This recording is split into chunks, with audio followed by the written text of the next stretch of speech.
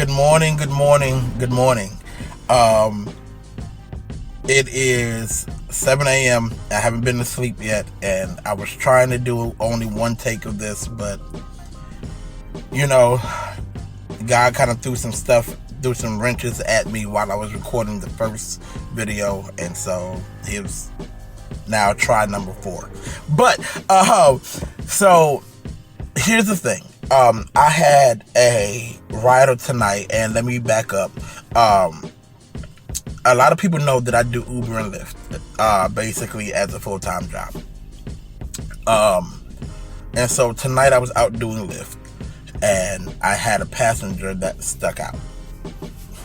And so that passenger was dealing with some stuff, and she was currently living with her best friend, but her best friend just put her out, which is why she was ordering a Lyft at all. So she got in and we started talking and things of that nature, and she was telling me, about all of what was happening, how she ended up here, and and all of that, and how hard it's been. And so I kind of helped navigate through some of that and help give clarity and answers to quite a few things that was on her mind and her heart and in her experience. So when she got out the car, she says to me very plainly, "Thank you."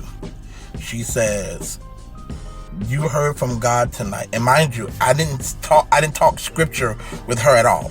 I didn't do scripture. I didn't pray and go into tongues or nothing like that. But she says, "Thank you for hearing the voice of God tonight." She said, you are a large help to people in their tightest place. And for me to stay who I am in God and in my spiritual walk, because what I am doing is real ministry. And then she closes the door and says goodnight. It stuck out to me because almost immediately it reminded me of a scripture from Dr. Millicent Hunter, who preached about Joseph and how God had given him a dream. How God had not only given him a dream, but that God had also refused to give him the entire blueprint as to what his life was going to look like for the next few years. It's interesting to me, and it's an interesting fact, because what it brought up for me was the fact that Joseph had so much potential, so much so that he had the dream and interpreted it by himself. The interesting part about that also is he didn't have to interpret it to anyone. His brothers, when they heard it, knew exactly what it meant. His father said, "I'm not gonna bow down." Joseph didn't explain anything. They understood it very clearly. If I was going to preach, I would make a point out of that, but I'm not preaching. I'm just kind of talking through some of what happened tonight and what I was feeling tonight. So, bottom line of it for me was, Joseph didn't know that he was going to be sold into slavery. He didn't know that he would have been thrown into a prison cell and then have to prophesy death and wealth in the same moment while he is still having to deal with the prison. Joseph didn't know, and God refused to tell him. I say God refused to tell him because God could have told him, but chose not to. And I believe that if Joseph would have asked, I believe God would have told him, do what I say. And we're going to be all right. So here's just my thing about that tonight. Because it made me ask a couple of questions. The question are simple. Yet again, the questions are very simple. It is just, what are we mad at? Are we mad at God for showing us something that has yet to come to pass? Because if we remember, Joseph didn't go from the desert to the palace overnight. This was years. So, what are we mad at?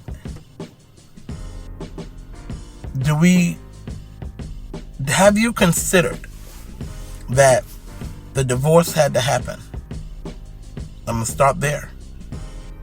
The divorce had to happen in order for you to find true love on another level.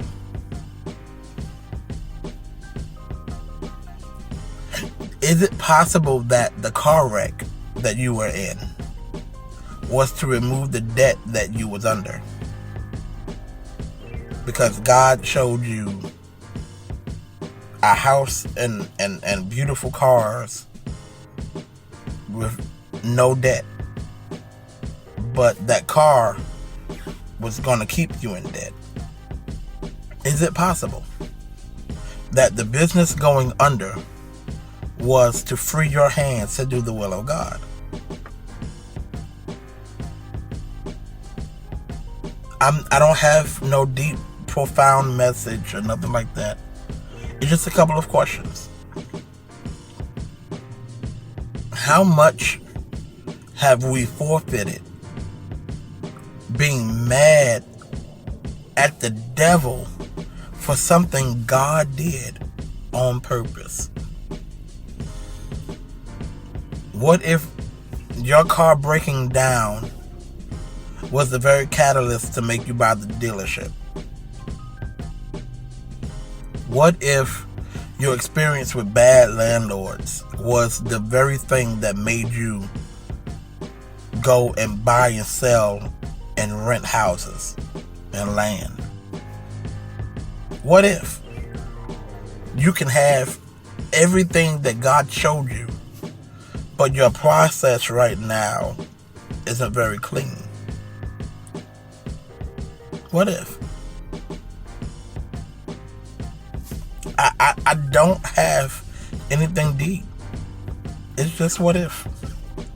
What if that car accident on the highway was meant to kill you, but instead, because you are very fashion forward, you took a few extra minutes to make sure your hair was done a specific kind of way? What if that moment saved your life?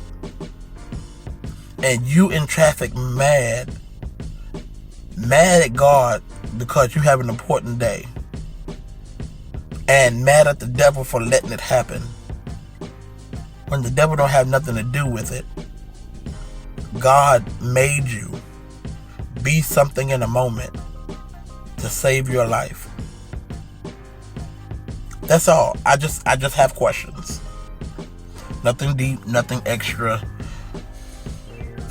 nothing preachy, or nothing like that. I just have questions. So, I said I'm going to try to keep it under 10 minutes, and I am. Last thing I'm going to say is my pastor, Dr. Jonathan L. Pack, at the Bridge Builders International Church. He is bringing the word tonight at Telemay Tuesday. If you don't know who we are, if you don't know who he is, look us up, Bridge Builders International Church on Facebook. At 7 p.m. tonight, there's going to be Telemade Tuesday. You need to be there to hear that word. Join us on Facebook Live. If you are in the DFW area, hit up Eventbrite and book you a seat. It's going to be the same tag, Bridge Builders International Church. I promise you, you're going to be glad you came. And so, I am going home now to be able to sleep and get ready for Telemade Tuesday. So, y'all have a great day. Love you much. And answer those questions, because I can't do it for you. Have a great day.